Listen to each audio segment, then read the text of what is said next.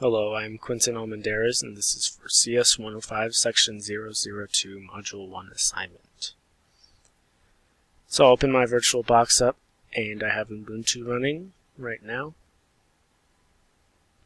And now if we go into it, you can see right here, I can open my terminal.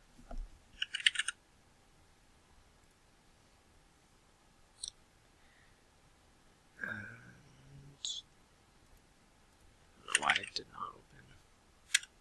There we go. Alright. So just put the date in. Friday, September 2nd, 1:49 p.m. We can just exit out of that. Perfect. And I would have shown me opening the program. It's just my internet is really slow, and it takes about 5 minutes for it to open. So, but otherwise, thank you for watching.